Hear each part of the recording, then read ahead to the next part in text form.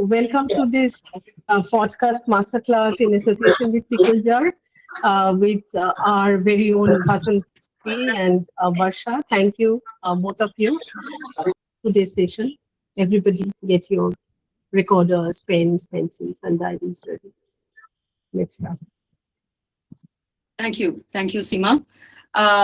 So with that, I will like to start today's class. I'm not sure if we can call this master class. Srimantini has been generous enough with the Bengal network. We will try to address as much as we can. But I would like to straight dive in without further ado and ask the room, how many of you here, assuming that all of you have been in actual journalist roles, been or spent many years asking questions to people in power, to the common people, recording their voices, telling their stories, but have never spared that time or created that space for yourselves where you decide that conversation. I want to ask, by show of hands, how many of you have never thought of having a space of your own while you have, of course, spent years in the media? You can use the hand signal or the one. Right. Thank you. Thank you for the responses. I want to begin by saying that a podcast gives that gift to a journalist. It is not just another format. It is your own editorial space.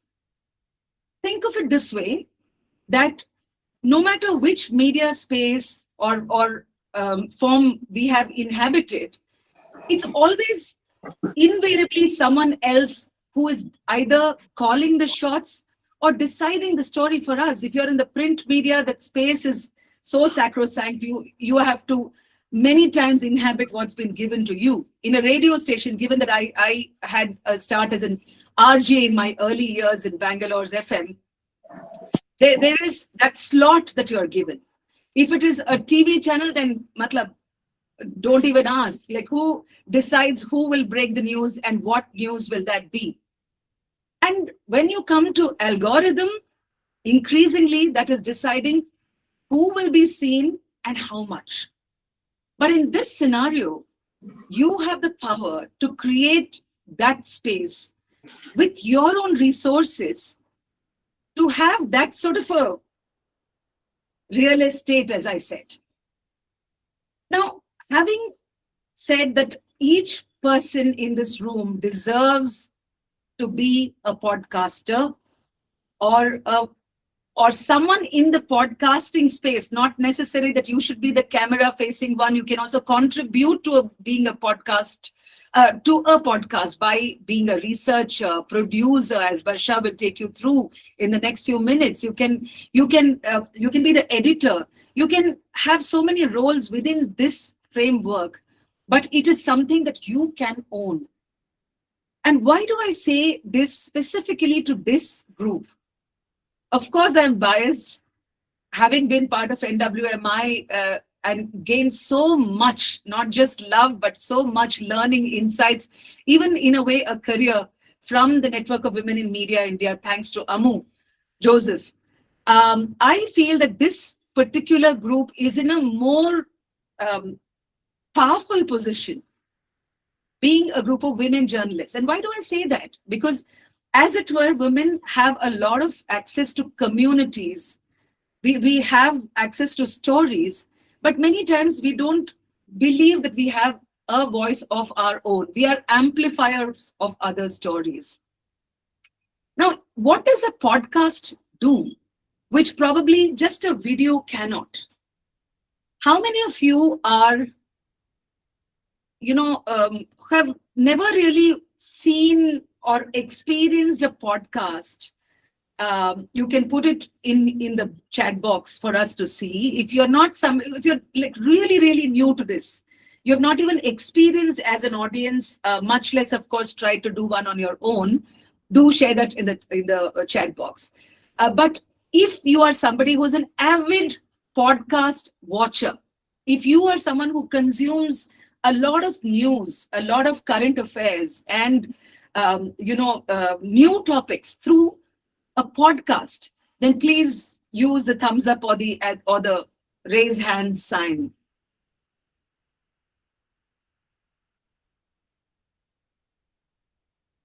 So when we are consume and participant in podcasts, yeah, of course, some of you may have been guests on podcasts yourselves, and even as a guest, many times you have that window to make a mark so much so that people would want you to be a podcaster. Many times it happens that they are so drawn to the ideas and the perspectives that you share that many times you may have got asked, why don't you create your own show? But there is something that holds you back. And I want you to share that as well in the chat box, which will come to much later, saying what is it that has stopped you this far from creating your own podcast or being part of a podcast team. Meanwhile, I actually pulled out some of the data because that is so important to us as media women, saying what is the podcast market in India actually looking like? And we have this, which is coming, which is that 177 million monthly podcast listeners in 2024. PwC is, in fact, PricewaterhouseCoopers has projected this to reach 267 million by 2029. That is, the earlier India Outlook, which is estimating, is also saying that listeners are spending around 1.5 hours a day listening and tuning into podcasts and making it their own medium. So quickly, if this data is encouraging you that, okay, if you create something on your own, then you are going to have an audience, hopefully, of your own. And that starts slowly, and it can take time to build. So in case you have expectations of a rapid growth, then podcast may not be the one. However, what it allows you to do is to actually tell your own stories, pick up even the most unglamorous, intimate, niche, specialist stories that don't quite make it to the mainstream. At this point of time, I'm going to request my colleague Barsha Nandy to actually pull out a podcast which was to do with a topic of divorce, children's custody, and the subject of parental alienation. It is a topic that I hadn't read about myself till I came across someone who approached me saying that she had lost the custody of her son to her former husband from an abusive marriage. And that's when my eyes opened to this. I wrote a column as well. And this is a clip that you will see we chose as subject for a podcast that we called The Emotional Band-Aid. And thank you to hear this. By drawing this word picture for us, our listeners, Dr. Rakesh Kapoor, you've kind of given an idea of something which we don't imagine. I mean, even enough when, let's say, we get to know that a friend has divorced or separated from her or his partner, and then the child is going to then, go with one of them. This is not the image that first comes to mind. Thank you for bringing in the larger context. And globally, of course, it's such an important issue, but would like to thank you once again for being on this show. I am really indebted to all of you. Bye. Thank you. Bye-bye.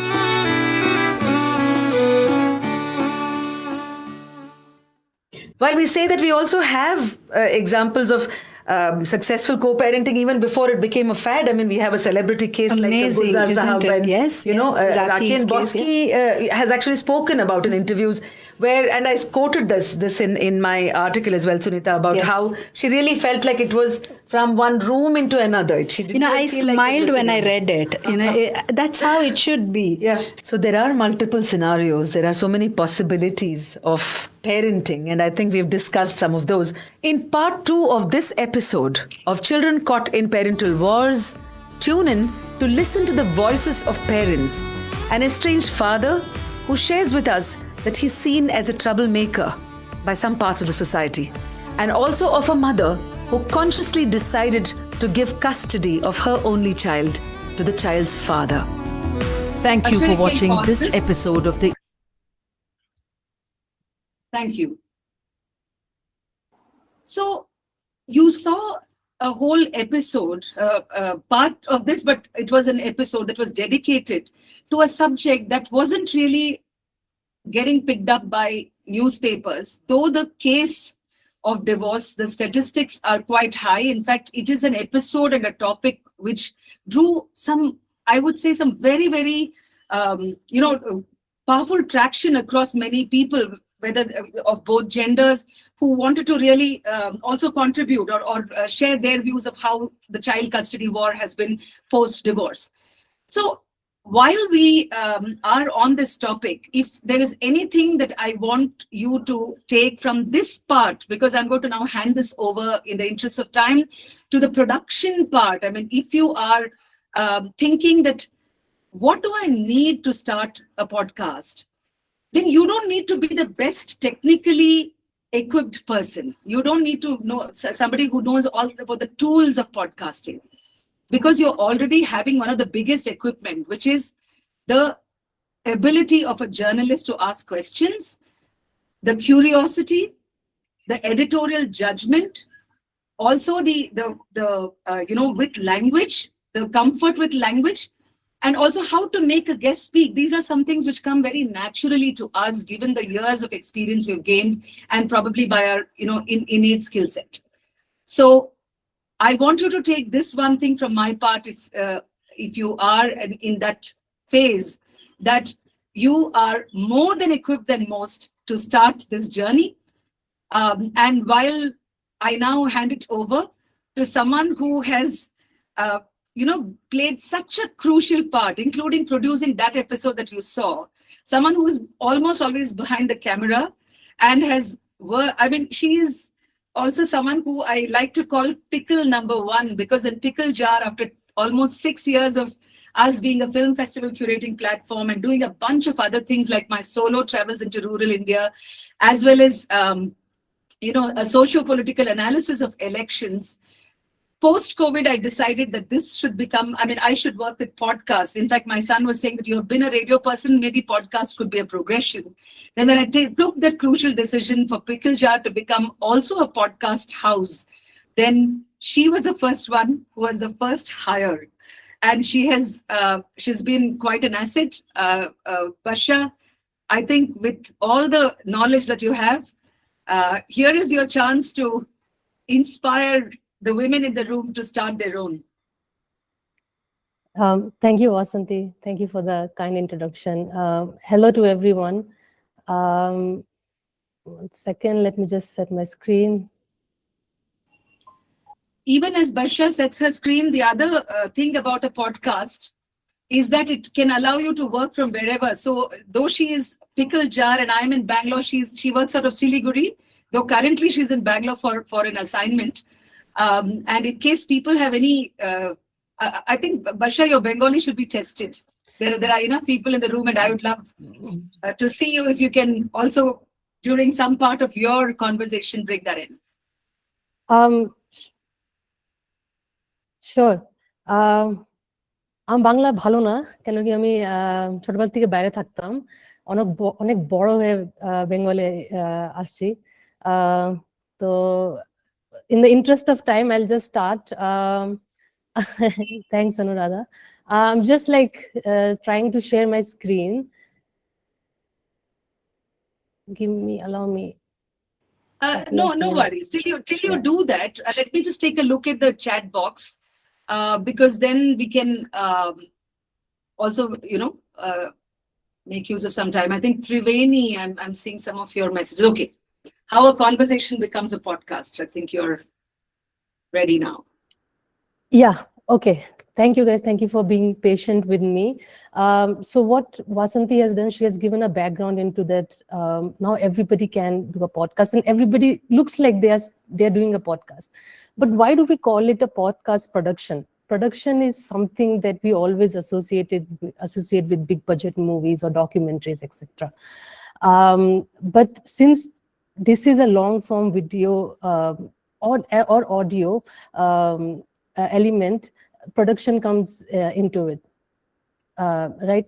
So I see that Anuradha has asked a question in the chat box that I only thought that podcast was supposed to be audio, and now it's video everywhere, which is correct. When podcasts first started in America by the famous radio channel NPR, what they wanted to do was they wanted to record a radio segment beforehand and then broadcast it. So that's how podcast started.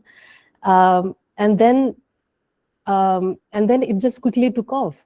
So what is podcast production actually? Just like a movie, you go through various different stages of this project, right? So I'll go through all of these processes one by one. There is another step to this, which is publishing and distribution, but in the interest of time we will not discuss that today because that in itself deserves a separate talk altogether. So I want you to, but at the beginning, so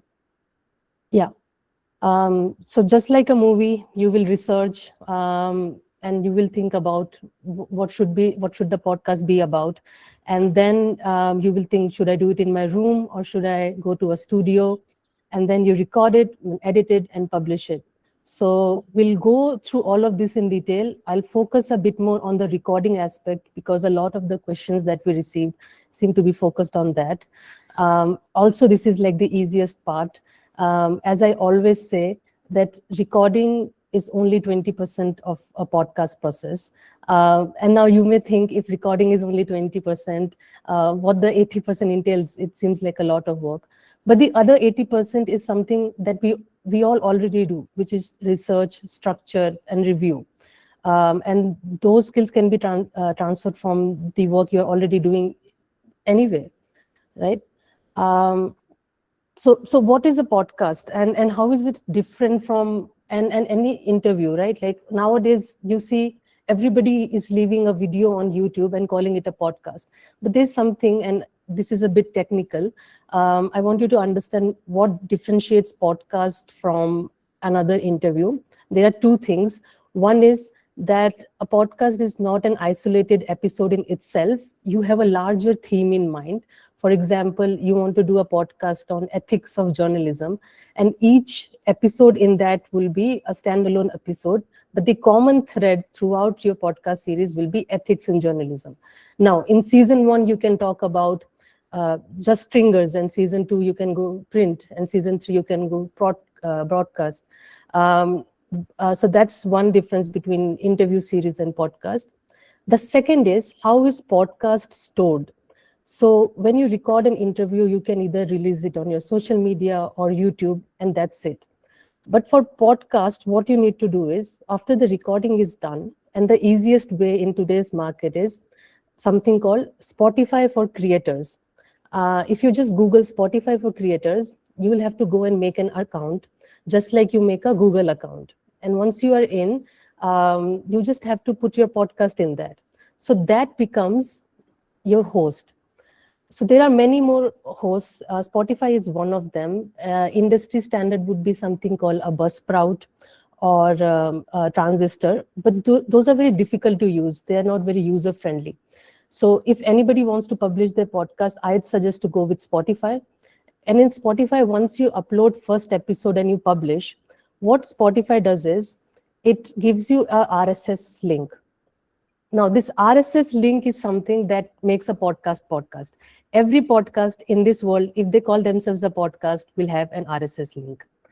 What RSS link does is that, so it stores all the information about your podcast. I need you to think of this like, for example, when a movie is made and then it is distributed in theaters, what the distributors does, what the podcaster do is, the movie makers do is, they create a digital link and then they give it to different theaters all across India or the world.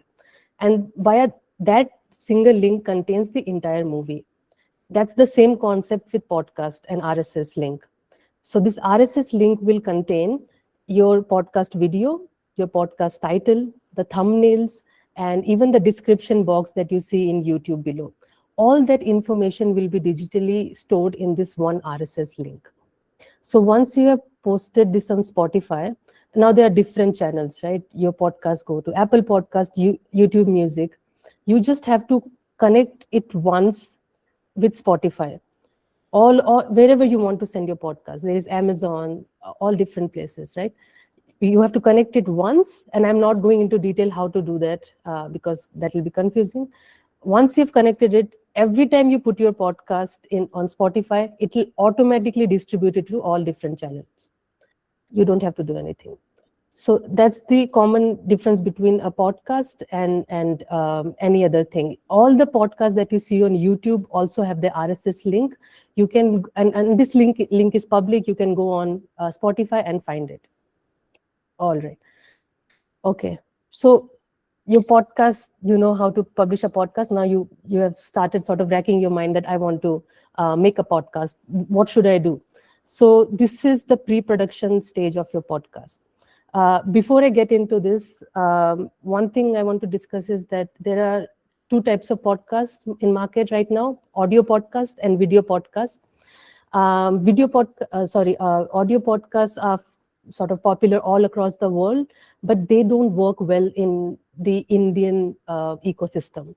We Indians love to watch people on video, and this continuously comes up when we do podcasts ourselves. Our video podcasts consistently works better than audio podcasts in Indian ecosystem. So for this talk, I'll be focused on video podcasts. You can, if you want to make an audio podcast, you can follow everything I have said, but it will be much more easier because you don't have to worry about a video. And why Indians like to watch podcasts, I don't know, even because podcast abroad is an activity that you do subconsciously. You are driving, you're playing, and you're in the gym, you just put it on and listen. But in India, even when someone is cooking or watching a podcast, and if there is a light-hearted moment, they'll stop everything and just like look at it for 30 seconds.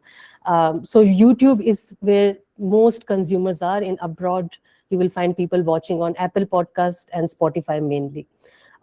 So that's why I wanted to talk about video podcasts in today's talk. So you have decided that you want to do a video podcast, right? And then now you have decided that probably I want to do it on ethics in journalism, right? So what should be the next step? What should be the format of that podcast is the next step. And you may think that there is only one podcast format. Two people sit and talk. Not necessarily. There are people who just speak into the camera, and then they, when they want to give an example, they will add like video snippets of people who are experts in that domain. These are solo podcasts. Then there are people who are doing it in panel. Nowadays, you will see big multinational companies to show how they are working. Even some Anthropic, the parent company of Claude, they do a podcast where they sit in a roundtable format and just talk about their day or how is it to work at Claude, Anthropic, right? It can be that you want to do it with your friend. So there will be two hosts who will talk to each other, but sometimes they'll get a guest also to change the format. I'd suggest that whatever format you choose, majority of the time you should stick to that so that the audience can form a connection and they understand what to expect from this. And you can only divert from the rule very sparingly, right? You have decided on the format. Now you have to work on your log line and your through line. So your through line will be, for example, that we discussed, a constant thread across all your episode. For example, we are currently in production for a podcast in association with the Australian Consulate. And what they wanted to do was that they wanted to foster India-Australia relationship.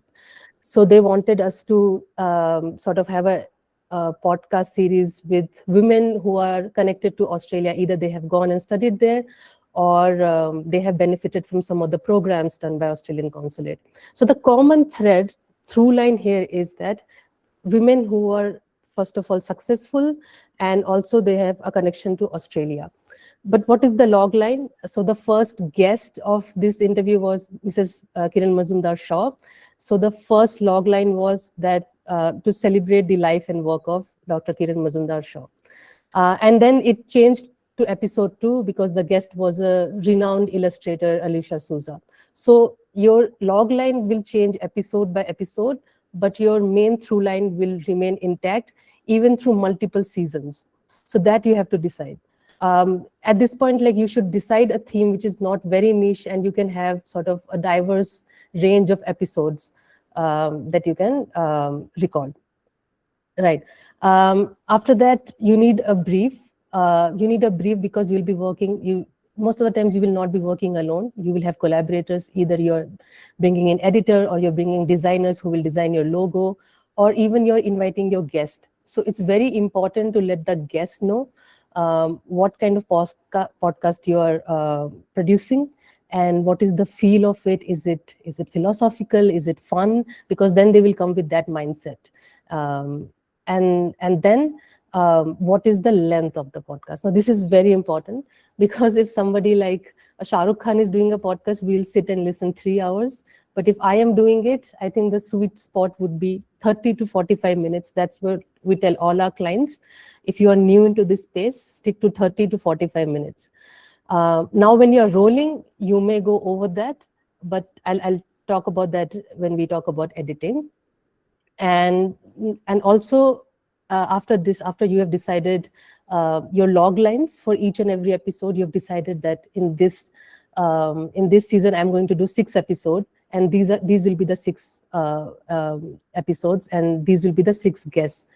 So then you should have a pre-interview call with all of the guests. You may think that we will do it off the cuff and it will be very natural, but you will be surprised how quickly it can turn into something boring, and guests seem to ramble on. So it's very good to have a pre-interview call and set expectations. Take them through the rough script that you have made. Also ask them, what questions are you comfortable not me asking, and what are the topics that we should not discuss at all. It's always good to give them a script beforehand, because then they will themselves prepare better answers, structured answers. And the last thing would be, after all of this is done, after you have reserved time from your guests, is the recording platform. Where do you want to record it? I'm assuming that initially either you would like to have them in person, then you can just record it in whatever device you have, camera or phone. But if the person is joining online, to start with, you can record it in how we are recording in Meet or Zoom.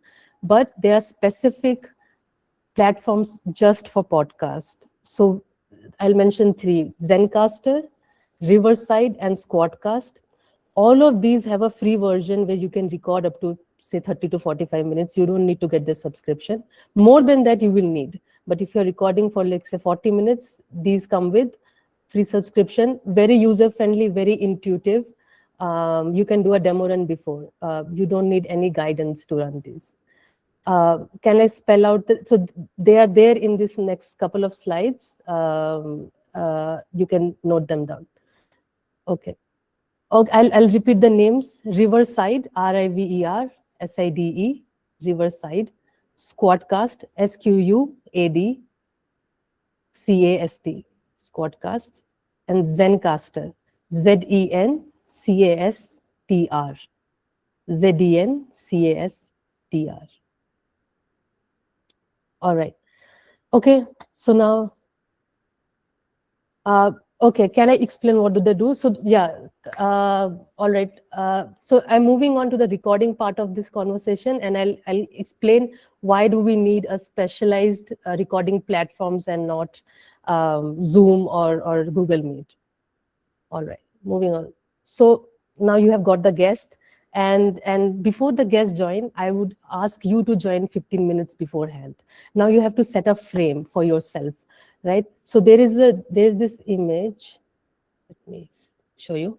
So this is how the setting should be. So there are a few do's and don'ts that I'd like to tell you. If you are recording this in your home, find a room that has like soft textures. So it should find a room that has sofa, that has curtains, that has carpet, as many surfaces as possible, because if the room is empty, your voice will bounce off of the walls and it will echo. So as many objects are there, soft objects, to absorb your voice better. If you're in a studio, it will be sound treated, so you don't have to worry about that, right? So you're in a room. Now find the source of light. Most of the light sources will be over your head. At that point, you can't do much. But if I would recommend you that you always record in daytime, during daylight hours, and sit in front of the window. Never sit, even if you are joining someone else's podcast, don't sit with your back to the window, because then it will create a cast and shadow.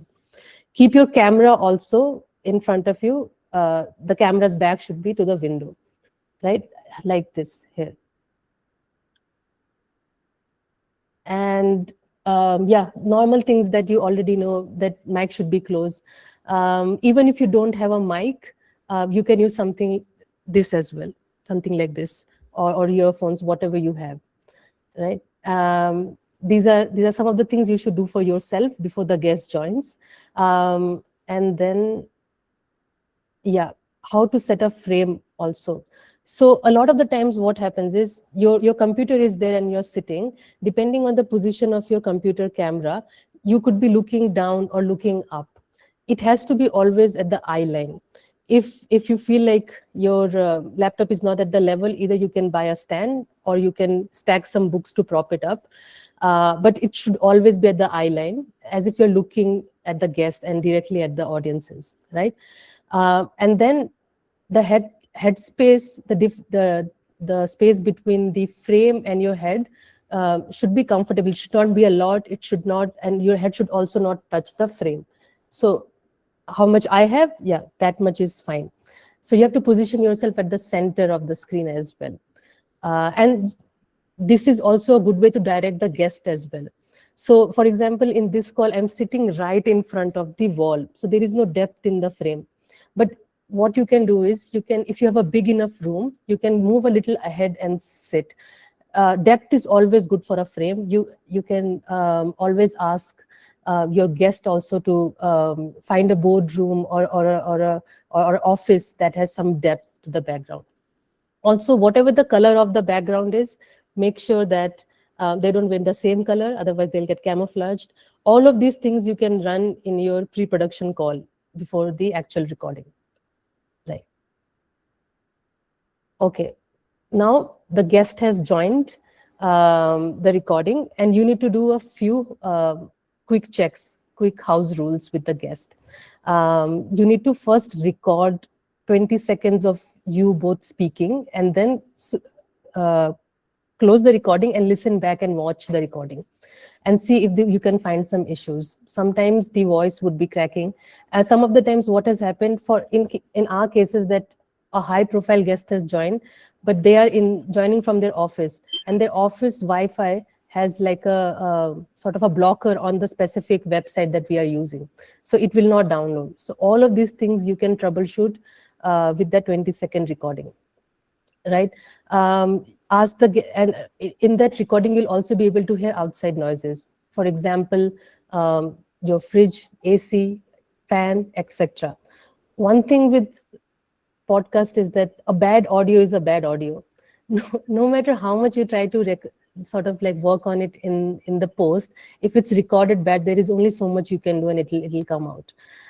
Video, we can still to some extent work on it and edit, but audio is very important. If it's recorded bad, we won't be able to improve it, no matter you give it to whoever, right? Yeah.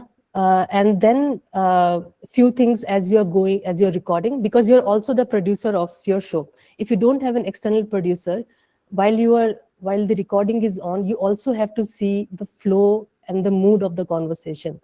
If you feel like the guest is taking 6 minutes to answer, either stop the recording and tell them we have to keep the question short, or interject them. Never be afraid of interjecting the guest. It looks good. Sometimes what we see during all this podcast is like it's a Q&A kind of a thing. Please make it more interactive. Please try to have banter. It's very good for audiences to see that.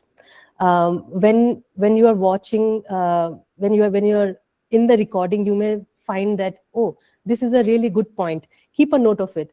If it's a really good point, keep a note of it, because you'll be making social media clips out of those later on.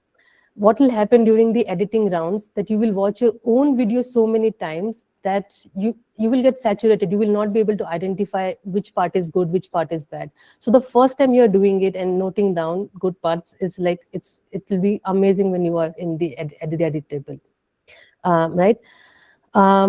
Give guests the option that if they feel that an answer was not structured well, or they want to redo it, give them the option that we can redo it. Take a beat, take a pause, and then go ahead. Always keep pauses in your conversation, because it helps the editor later on. It helps us make clean cuts. Otherwise, we'll find you in the middle of the conversation, right? When you're pausing, don't move your hands, etc., because then there will be continuity error. So do that. Yeah, that's all during the recording. So once your recording is done, now it's editing. Now this is where you can make and break your podcast. Also, I want to say, like, in today's day and age, editing has become very, very easy. But having said that, treat your interview or your recording as like a broadcast, a live broadcast event. So try and make, I mean, of course, if you have to redo, please redo and make a note of it for the editor. But if you try to treat it as like a live event, you will make less mistakes, and then we have to do less edit. So it can go as is. Also, the production or the editing timeline will reduce in that case. So I'll talk about editing platforms a bit, what we use, and free softwares, and also if you want to use industry standard softwares towards the end. But what editing would at this point include is, first of all, branding. So what would branding be? It would be your logo, the name you have decided, and you need to create a logo. And now we have Canva. It is very easily doable. You can even ask AI to generate your logo. It will also generate color combinations and the font type, the typography that you'd want to use. So these three things are very important: your logo, colors, and font type. Everything will come out of these three things, right? So your branding is done. Accordingly, you can do intro animation that you see, which is like a roll card, and outro animation. If you don't know how to do it, you'll have to outsource this. That's like a luxury to have. It's not a must. How we do editing? We do editing in 2 rounds, and I would suggest that's how you also do. The first round is to gather all the files that you have, right? So not only the recording files, but the branding files as well. So sometimes what happens is, in good platforms like I mentioned, Squadcast, Zencaster, etc., the video file is separate and the audio file is separate, because that gives editor a lot more leeway in terms of how much they can work on the audio and improve them. So all those files you have to collect and give it to the editor, or sit with them yourselves. The first cut should just be syncing all the files and making hygiene cuts. Remember the retakes you did, or the fumbles you made. So you cut all of that. That is just a hygiene cut. Once you've done the hygiene cut, I need you to sit and watch the video, maybe twice. The first time you just watch it at 1x, and the second time you watch it at 1.5 or 2x. Just watch the whole video. Then you will realize that maybe I want to restructure some segments. Sometimes what will happen is that your video has not started well, so you want to put it at the end. And then you have also overshot on time. You have recorded for 80 minutes. So at this point, you will have to sort of reduce it down to 40 minutes and stick to your length. So you make notes of all of that. You make production notes. And then probably you have invited a guest who are talking about their childhood, their college years, and you want to insert those pictures. So you make a note of all of these small things that you want to include. Maybe a text pop-up. The guest has said a jargon, a difficult word to understand. So you want a text pop-up so that the audience can understand. All of these notes has to be there in the first edit after you have made hygiene cuts. With all the production notes done, now you send it to the editor, or you sit yourself and add all the branding elements. You add the intro, you add the outro, which will say like, share, and subscribe. You change you cut the unnecessary parts, you change the structure, and you add inserts graphic inserts, photos, text, etc., and package the podcast. It's done. At this point, of course, there are sort of high-level things. If you are engaging an editor from outside, you should be asking them to color correct your footage. You should be asking them to audio master your audio. Yeah, these are a couple of things you should definitely ask them. Right. And then one thing, yes, front load the best parts. Yeah. So you all have seen podcasts, and you must have seen that at the very beginning they will do what is going to come in the podcast. They sort of fetch the best parts of the podcast and make a highlight reel, and they put it at the front. That is done because throughout YouTube or Spotify, what we see increasingly in our stats, that audience retention drops after 3 minutes. So if you can hook them for the first 3 minutes, then they're more likely to watch the entire episode. So you have to front load the episode with the best parts you can find. And please don't be shy and like think that we will not make it clickbaity or sort of sensationalize it. You have to do it because otherwise they will not watch it. So please go ahead and do that. Yeah, and so some of the so CapCut is there. It's on phone. It's very easy to use. A lot of the people nowadays are using CapCut for Insta Reels, etc. It's free of cost. You can use that. What we use is something called Descript. Again, Descript is free of cost for like 40-minute or 1-hour videos. So you can use that. I suggest Descript because it's very easy to edit. What Descript does is you upload the video and it will give you a transcript of the video. And you can just edit the transcript and the video will automatically get edited. And it's a great way. And Descript, like if you can pay the subscription, I think it's around 3,500 per month. You can also automatically make reels, etc. You can also automatically make thumbnails, all of that done. Audacity is little like advanced. It's used for audio editing, and it's part of the Adobe subscription. If you take Adobe subscription, you'll also get Premiere Pro, on which we edit most of our podcasts. Yeah. Barsha, yeah. Barsha, quick check on the time, given that it's 10 minutes to 6 All right. o'clock. I'm almost done. Yeah. No, it is, as I can see, it's very important, and we need to, of course, hear from the people in the room whether this is making sense, and we would like to also hear the questions. We have a set of questions that Simantini has shared, which we will start taking in a few minutes. But meanwhile, just for us to be mindful of the time. Yes. Yeah, I won't take much time. So there was this one question: how much should one spend before starting a podcast? My number is 0. You don't need to spend a single rupee to start your own podcast. You already have everything. You have a phone, you have earphones, you have a voice. So just you have to use those 3 things and you can start a podcast. If you want to improve the quality a little bit more, Amazon is full of column mics and handheld mics these days. You can use Holyland or Boya. That is more than enough. If you have iPhone, movies are recorded on iPhone, so your podcast can be recorded on iPhone. And the level 3 is like, I'm calling it a serious setup because that is in studio, and these episodes can cost somewhere around 70,000 to 1 lakh rupees. And why do they cost so much is because you're booking a studio, you're booking equipment, crew, and then editor. All of these things can cost a lot. But yeah, Pickle Jar is at your help. If you ever want to create a podcast series, please reach out. All right. And we were also asked about what are like, if like you can do podcasting as like as a source of income, what is the funding available, things like that. And I wanted to be a little realistic. In India, not much. You cannot earn a lot by podcast to begin with. What you have to do is make a community first, and this can somewhere take around probably 3 seasons to 50 episodes to just have a community.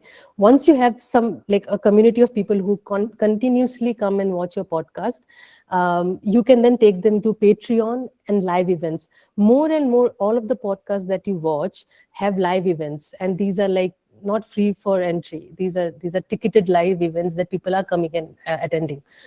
Sponsorship can come if Spotify is sponsoring your podcast, or for example, a big conglomerate want to have a podcast series. So you can go to them with an idea, and they will be like, yeah, we want to do this podcast, and then they will give you funding for that.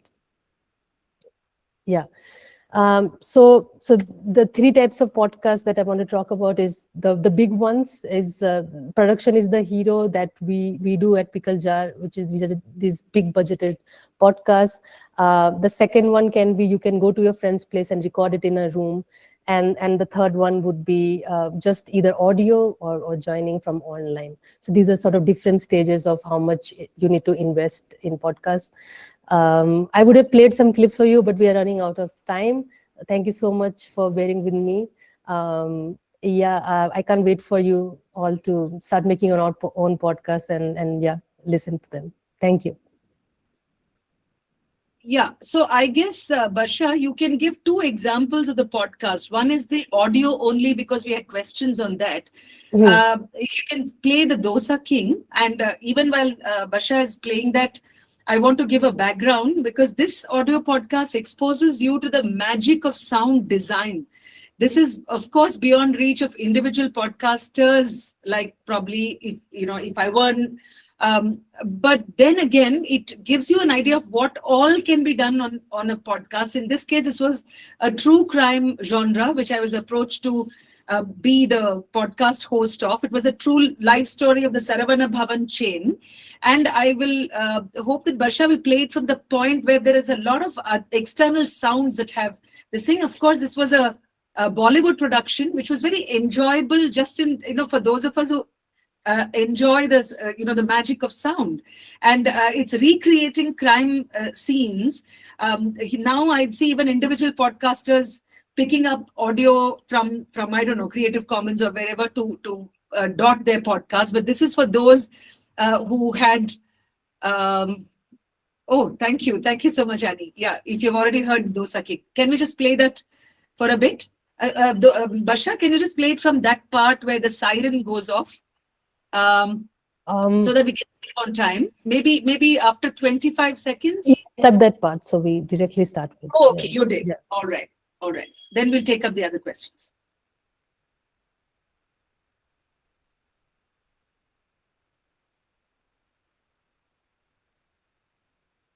It was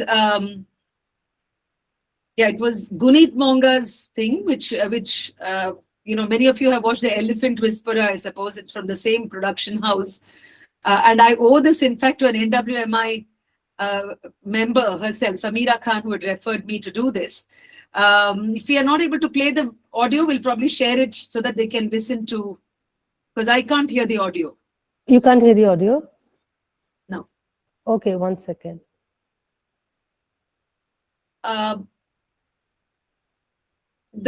If you wish to try the second one, which I want to leave with you as an example, because sometimes what happens is that you have a guest on a podcast. Let's try if it's playing now. No.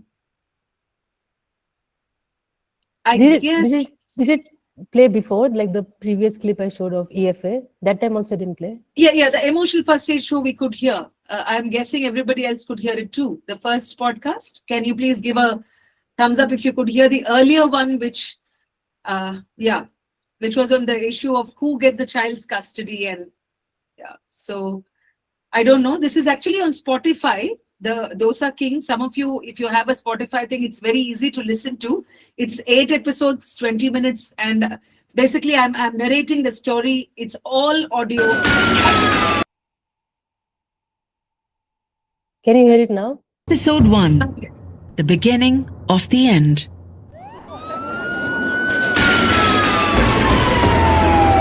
சரணவல் உரிமையாளர் ராஜகோபால் கொலை வழக்கில் சரணடைவதற்காக சென்னை உயர்நீதிமன்றம் நோக்கி வந்து கொண்டிருக்கிறார். இங்கு மிகவும் It's 9th of July 2019. A muggy midday outside the Madras High Court. It is unusually crowded. and there is a certain buzz in the air. For nearly 2 decades now, the courthouse has been expecting one man, and today, finally, he's set to arrive.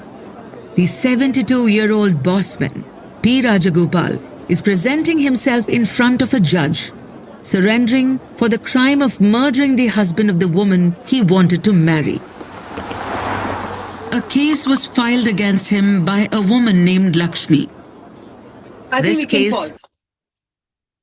Yeah, so this was an example we chose for giving you the audio-only podcast. Barsha did mention that Indians tend to like video podcasts better, but there was a question on somebody who did not want to be on the camera herself. Like, it's like, I want to show stories, so how do I start?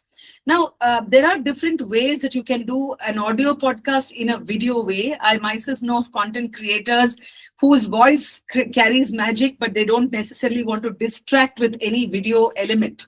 I'm frankly one of those who likes audio coming from that world. Now, if you really feel uncomfortable in that, you can actually have visuals that fill in that episode of the podcast. You can actually have graphics. You can have things that fill up your screen, but are also relevant and aligned to.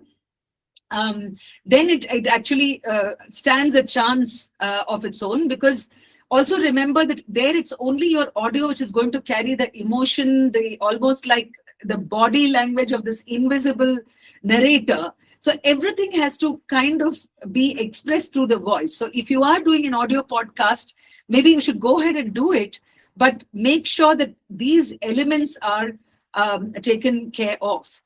Sometimes it also happens that you have this conversation with a guest, and it might seem like the thing itself is a little boring. You know what I mean? Sometimes it can be very technical. The subject itself can be something which is of utmost depth. But podcasts really drive a lot of loyalty. You will be surprised by the number of people who are wanting to hear it in that depth. Something which we might be scared of if we come from a television or a video background, saying that, okay, will this really fly with the audience? It can have that, provided, of course, that the argument of the guest or something that you are asking is intriguing, compelling, and something which wants to make the person come back again to your podcast. But the clip which I'm going to ask Barsha to choose now is the one on the laundry one, Barsha, which was initial, and I know this gentleman is one of the most kindest and very empathetic persons. He's a founder of Beyond Carlton, which is a fire safety initiative after a fire tragedy in Bangalore. He lost his only child to that.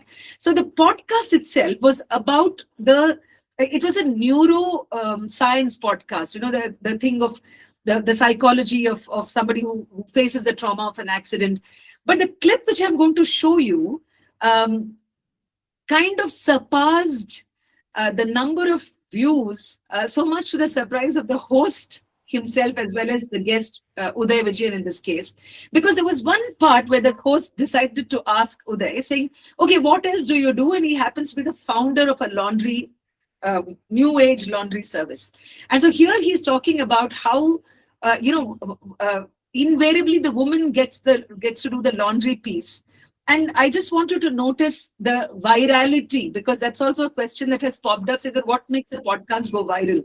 But this is a sort of a very interesting example. If you can pull that out, Barsha, with not this one, but the one where, Uday is speaking. If we can find it. Yeah, I'll find it. Yeah. So meanwhile, let me use this time to go through a few questions that had Lakshmi Pudi. This is an audio drama feel. You mean the Dosa King?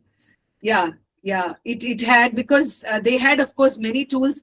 By the way, just to share with you all, this was the voice that you heard. My voice on Dosa King. We recorded it. I recorded it in my, actually right next to my bed during COVID time, because the luxury of even going to a studio or anything was absolutely absent. They just shipped the mic, And then we kind of made a makeshift thing using those, those egg packages, etc., to soundproof it. So even if during the daytime there was a crow which was cawing, I had to stop it, and people would send it back to me saying, Vasanthi, re-record this piece. So this entire thing is very special to me because it was my first experience of recording it from home.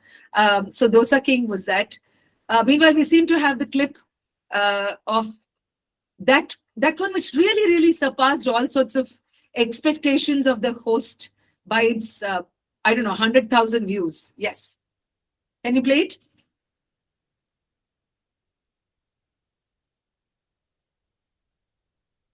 So Indian women lose time every day because of this one task, is what he starts by saying. And by the way, Barsha, no audio, can't hear. Maybe there is some, I'm aware that it's 6:01 and we will try to keep it to the questions which have not been answered yet. There was one question called, what makes podcasting different from text? Barsha, if the audio comes up, then I will pause my it is answer. Let's go for it then. Is a 9-step process that a lady in the house follows. Really? So the first thing she does is, obviously, the clothes after bathing or whatever else that are put, that's brought to, let's say, the washing machine. She sorts it out by whites and colored, because she doesn't want the whites to end up becoming colored. Right? So that's one involvement that happens. One is to pick it out of the bathroom. Second is to sort it.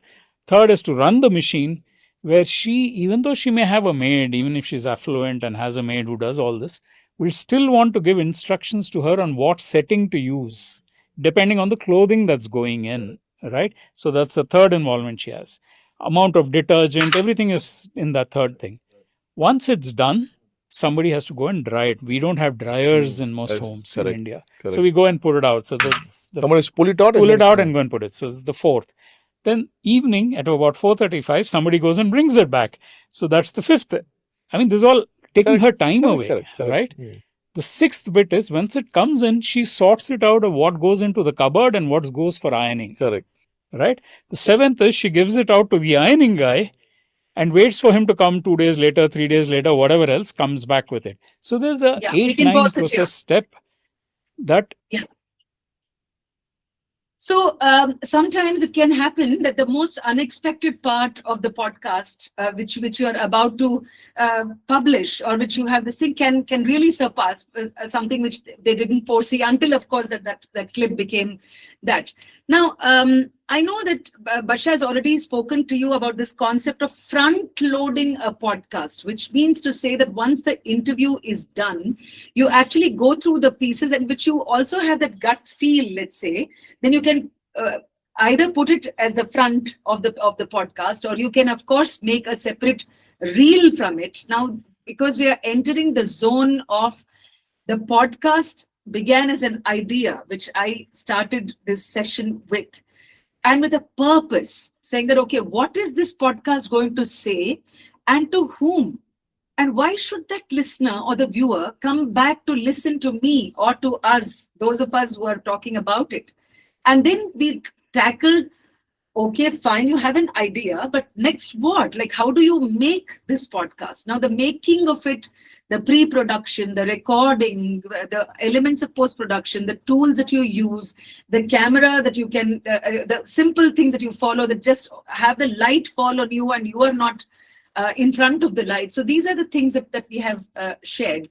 But also an important part is a promotion of the podcast itself, which is why this example which you saw is also that of course, there is no guarantee that somebody who watches this laundry piece will go ahead and go back and watch the neuroscience full piece. But there is, of course, a greater chance, because you have to aid discoverability of the podcast and the podcaster.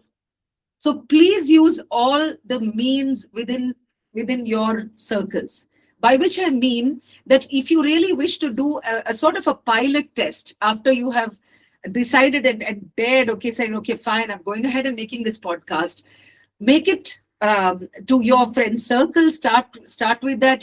And of course, these days we have also groups, and so where the groups are aligned, or if you're not breaking those group rules, you can certainly go ahead and publish that, or at least promote it. That way speaking, you will find a slow growth in your audience. Barsha has already answered the part about whether you can monetize it.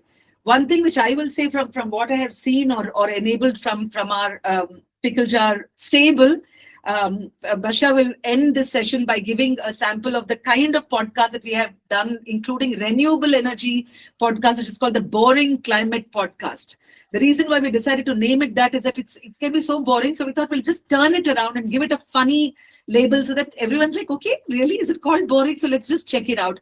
And then you realize that you have some fantastic conversations between, on so-called very dry topics. One of the things which I want to take up this question is that how, if you're already an interviewer, a television person, this question, I don't know who asked it though, but it said that if I'm already a television interviewer, then what is it that I need to do differently in a podcast? So I'm going to quickly take about text podcast as well as the video podcast.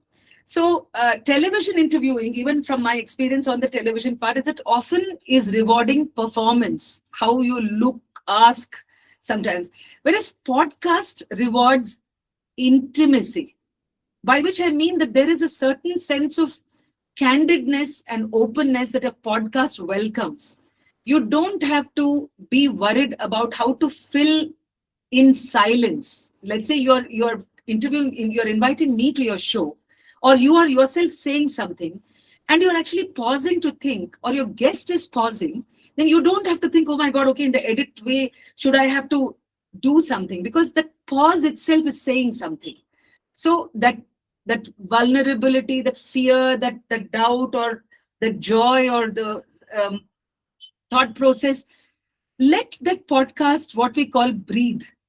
And you don't, and many times that becomes your signature style of the podcast itself, that it is not rushing to interrupt the interviewee, that your guest is, it's not like the who style of questioning, of thumping and say, you come at the guest or something, unless that is your chosen style. But the podcast format rewards very often even leisure, slow, unhurried conversations, keeping in mind the other thing which I had mentioned, which is about being in sync with the overall theme and making it just as compelling to listen. Because then the audience is also probably thinking along with you, or is feeling scared along with you. So that is the reward or the gift that you receive from a format like this. Some more questions that have come, which is that, okay, share these. Barsha will share with Srimantini, and she will in turn share it either on the group or probably, yes. How do you propose, Barsha? I ask your questions. Romita has asked a very good question that I want to take, which is, she says, sure. I was once invited to a podcast that they recorded on Riverside, and after the conversation, I had to keep the tab on for an hour. Is that how long other platforms also take to record? I think this is something I missed, so I want to record also. Why not record on Zoom or Google Meet and record on Riverside or Squadcast or Zencaster, and why people have to wait for an hour? So what Zoom and Meet does is, it records, like, this whole meeting is being recorded directly onto the cloud. So as you can see, like, my quality is good, V's quality, Vasanthi's quality is good, but the actual recording, the audio will be bad and the video will also be bad. What Riverside does is, it records locally in your system.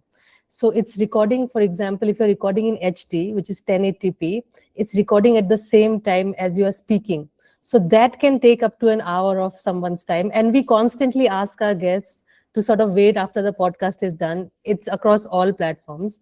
And that the trade-off is that you get a very good quality podcast, and audio and video both. So that's why you have to wait. But again, in that, when people join from US, they have to wait 3 minutes, but in India, because of our internet speeds, that's why we have to wait an hour. So if our internet speeds improve, our wait time will reduce. Yeah. Also, there is Anvesha Banerjee's question you might want to take up, Barsha, who says that I'm a tech laggard, don't know how to click a good selfie, and how should I train myself doing the video part? Sonia, I'll answer your question next. Yeah. To Anvesha, I'll ask you to learn only one thing, and that is just how to set a frame. If you have a laptop or a mobile phone, and then you just have to press record. When we discussed about setting a frame, it could be with your laptop or it could be with your phone, and you'll need to buy a tripod. You just open that and you know how to connect your earpods. Connect your earpods, set the frame, and just press record. That's it. And then you record it and your podcast is done. If you're facing problems in editing, now if you go on Instagram, there are many freelance editors involved who will edit at a very reasonable price. You won't have to shell a lot of money also. So just take few days and learn how to frame. That's all. Sonia, you have asked, what does the team of Pickle Jar look like? Do you have external editors and production folk? I guess, again, Barsha can, but what I would say is that the podcast format has allowed us a lot of remote working. Barsha herself, as I had mentioned at the beginning, works out of Siliguri, whereas we are in Bangalore. Sometimes we have shoots that we are approached for. Case in point, the Australian consulate that wanted me to host an entire series on women and leadership. So here are the things that we needed as part of the Pickle Jar team. Besides the pre-recording, which was the phase that Barsha took us through quite extensively, which is coming up with a strategy for the theme that will run common through the 7 to 8 episodes of the podcast. What kind of guests, what kind of, is it like conversational? What is the style? Is it like a studio-led? Is it going to be virtual? Because both options are possible. Sometimes that actually determines also how much the budget production, what is the kind of budget people have for the podcast. So all these variables which are discussed pre-recording are done by Barsha and a couple of other colleagues who could, in terms of the strategy. And in this case, it was very clear I was a host, but sometimes we would like to power those who are themselves from the organization. We had a podcast called the Posh Pod, where we actually we encouraged the people themselves because they were DEI experts. Some of them were on Posh committees. Likewise, during the recording, we had the crew because it was decided there's going to be a 3-camera arrangement. So naturally, we needed the camera people. We needed the studio collaboration. We have tie-ups with different studios across India or wherever in the towns that we are asked to.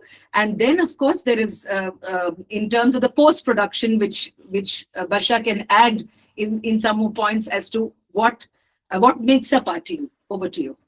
Yeah, so we have editors working all across India. We have editors who work on movies. We have editors who are specialized in only short form content. You would be surprised how many editors you reach out will say, I don't do long form, which means they will not edit your podcast, but they'll make only clips for you. They are there, and then we distributed ourselves. We marketed also ourselves sometimes, but we have also sort of connected with other vendors in terms of social media marketing and performance, because that can be a lot in itself. Again, something I've not talked about, but we can discuss some other time. And we do our own publications everywhere, Spotify, Apple Podcasts, etc. And other things Vasanthi has said. Yeah. I think Priyanka wants to ask. Yeah. Sorry. No. Barsha, after you. Yeah, I think Priyanka wants to ask something. Priyanka, please go ahead. Hi, thanks so much for this, Barsha and Vasanthi Akka. Always fabulous to hear your voice and your smile. I'm just wondering, I'm thinking about an audio podcast, not a video one. If you were to start a new online publication today, and I'm talking in terms of like being a news reporter and not like, two middle-aged men talking and giving their gyan, but, rooted in reporting. what do you think is the market most open to, a podcast or like a news written reporting? Because those are two different formats of how you would do the same story, right? So that is the first question. And related to that, I was wondering if you could go a bit more deep into the funding side of things. Let's say you said, Barsha, that the starting point could be just me, right? Get the mic, record everything, the pre-production and all of that. But then how do you build it up towards developing this production thing where you need to add music, where you need to all of that? Where does the money come from that? Basically, can I become rich in a very short summary? Yeah, so, but thanks again. When you become rich, please tell us, because we will be the ones interviewing you. Exactly. Yes, I'll give the can. In Indian mode. But before Barsha, yeah. Sorry. So I got your question. I'm just going to tell you the points I made, because Simantini had also shared some questions, so we had some time to also prepare for this. So the direct ones, I would say, rather than say, how do I get money from this podcast? I know it sounds very preachy, but this is our experience, and that's the reality, is that how do I create value in this podcast? Because the kind of value, and for whom? Because the whom is the one which is going to be determining how and if you're getting that funding or money. I have seen podcasts get sponsorship. Sometimes there are even very, very limited audience B2B podcasts, which I was so surprised, get fantastic sponsors. But then it is, like I said, creating value for that set, who's then keeping the thing going. Okay, who's the next guest who's going to give us insights on how to build our customer base, how to make our thought leadership powerful. So it is the sponsorship. Then subscriptions and memberships come when you're also tying it to something external. Like I'll tell you, there is this mental health podcast that I remember liking a lot. But he was also creating a community on ground in Mumbai, which would have meetups.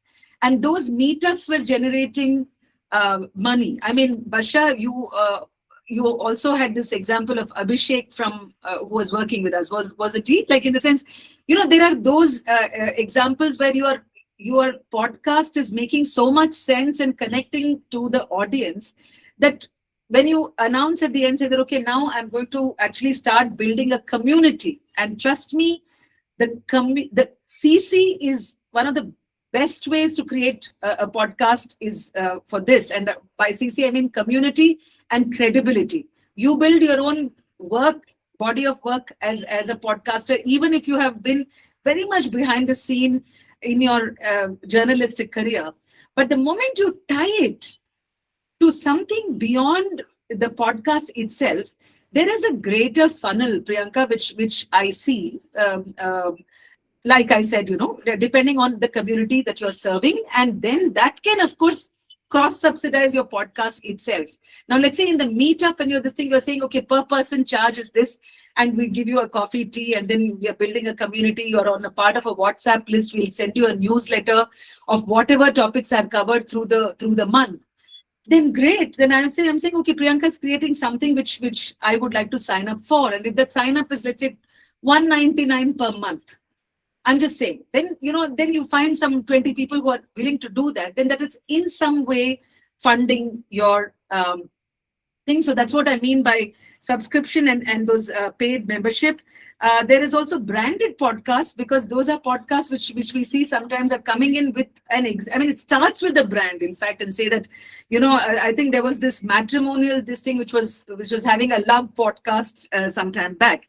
Now, the indirect revenue, which is to the person who's investing in building her own podcast, which I want to speak about, is speaking, because you land up speaking assignments, depending on your expertise on the subject that you're consistently building that podcast on.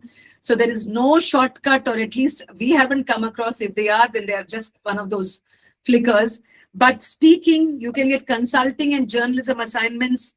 You can be asked to moderate a panel on that topic at, let's say, a literature festival or something else, or a corporate gig, which you can definitely charge for. Research, Then interviewing and script writing, for instance.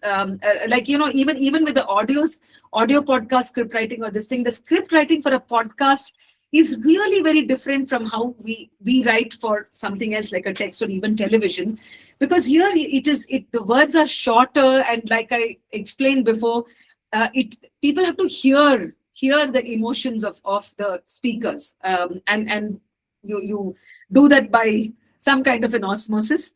So if you're a journalist and you want to make a career out of being a podcaster, here is how you can. Podcast host, researcher, producer, scriptwriter, interviewer, fact checker, also a podcast consultant, an audio editor if you get to hone your skills well, and one of those, if you're in tie-up with some of those, if you can manage to get a tie-up with some of those brands, and you become a storyteller for their branded content. So I think in summary, if I were to really give one line for those who are saying, how do I get my first assignment? Okay, you're saying all this can be the avenue. Then how do I land that first gig? Then I would say, don't wait. Show it, not just say it. Just make a demo. I mean, in case you have some subject which you are passionate about, then surely you can find somebody else. I mean, unless it's a solo podcast, if it's a format where there's a person, the guest, bring them, have that great conversation, and that is your beginning. And if it's a script, likewise. So the demo goes a far longer way than actually waiting around for people who will put out an advertisement saying, looking for script writers. But you will be among the hundreds who will be then filtered out. So these are some of the points. What else is? If I'm doing a podcast solo, do I call myself a producer? Barsha, you want to take that? Yes, absolutely. You're taking all the calls and the buck stops with you. So you are the producer. You are deciding what music to go. You are deciding what to call it. So yes, definitely you are the producer. Yeah. Lakshmi has her hands raised. Hi, I had a question. It's not on the technical side, but more on the editorial side. That's okay to ask. Please do. So the more recent podcasts I'm seeing, like the one run by KK Creates versus that one who interviewed Nara Smith recently, there seems to be a lack of friction in those podcasts. Like the hosts aren't challenging or even questioning whatever the guest is saying. Or he can run his mouth, and KK Creates did not really do anything about that. And I've seen this recent discussion about how a lot of celebrities go to podcasts specifically so that people don't ask them hard questions. So is that an attitude we should be considering when making our own podcasts? Okay, so KK Creates, let's say her Instagram reels. I haven't watched her podcast per se, but I follow her. I've been watching her reels, and there is a certain style of storytelling. But see, it is the audience's choice to discard or to stop viewing it. But if that person who is coming and is unchallenged by the host, maybe there can be two reasons. One, that the host really, she agrees with what she's saying, or this is, like you probably guessed, is a predetermined path that you're taking. But it is really one of the personal calls of the podcast itself. Then you as a viewer have a choice at saying that, okay, why should I even waste my time watching this? If that is a larger number, then the host gets that message. Otherwise, it's really a personal call. Sometimes there is also a style of podcasting which might be very conscious, which is that say that I'm not going to interrupt this place. I mean, they are my guest, and so they are free to do that. So it's very hard to answer on their behalf. But I guess as a host, what call you take is a more important one. There are all kinds of style of the podcast itself. As long as it is really working for you in some sense, I guess that's where the game works. Nothing more that we can say. It's such an individualistic style, right? Just to add to that, because we work with a lot of clients and we also get approached by these podcasters who just want to entertain and get views, because that is their sort of source of income, and they will not deliberately not do anything that will create friction. They want all these big names to come to their podcast so that they can get more and more views. And on the other side, we have business podcasts who just want to document voices and like have important conversations, and they would challenge thoughts, but then they get less views, right? So that's the kind of things they do want to do that, Lakshmi. That's why they are doing it. That's very specific and very deliberate effort at sort of getting views. If you watch a podcast like Ezra Klein podcast, he's with New York Times. That's a very journalistic thing, but we don't have many journalistic podcasts, so to say. I think London Top does a little bit, but not much. Yeah. Yes, Rakhi.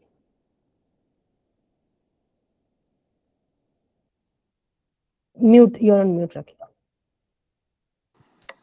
I just wanted to ask, since if you want to start a podcast, do we need to have practical training?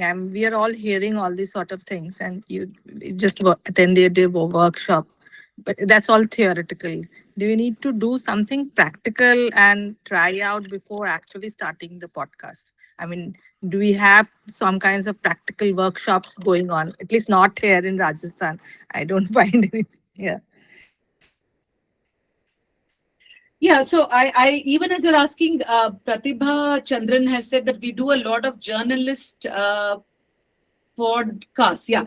So, but then Rakhi, I'm sure there are, Barsha probably can answer that, but I'll have a quick thing saying that don't wait for the training. I would say, see, after all, there is no deadline in this case that is hanging on our heads, saying that, okay, by this time karna hi hai. Sometimes we work better with deadlines, particularly being journalists. But if you really have some, some topic on which you've been reporting on, let's say, many, many years, or is there a question that bothers you, which you think you want to tell the people, then just do it for your own sake. Like, you're not even publishing it outside, but with all the tools or the way that, let's say, Barsha shared on this session with that, and also some of the free software, we will be sharing whatever slides that she shared.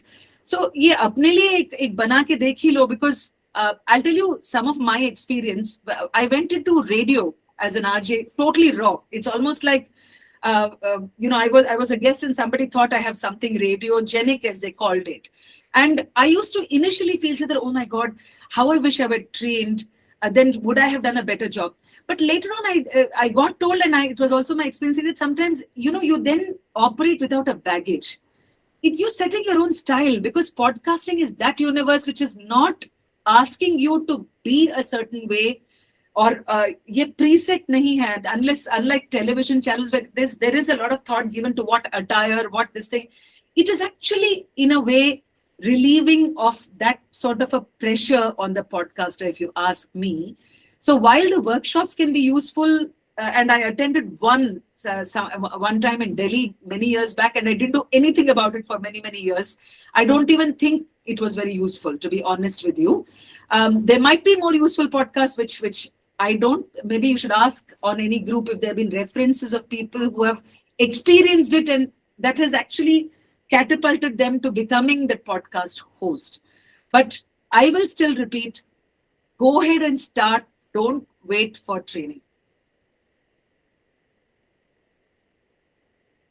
There is also, recommendations of journal podcasts. I think that question you can even ask on the NWMI group. I'm not sure matlab aisa.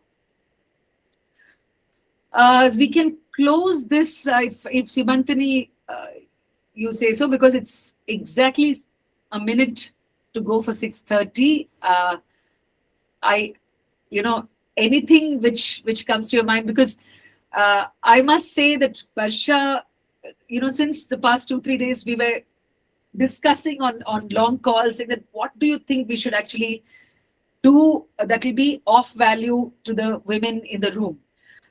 And if you think it really has been useful, then please say how as well, because not that we are fishing for compliments, maybe we are, but it also is that it will give us the direction for the next thing that we are approached for. Thank you so much. Thank you. Bye bye. Thanks.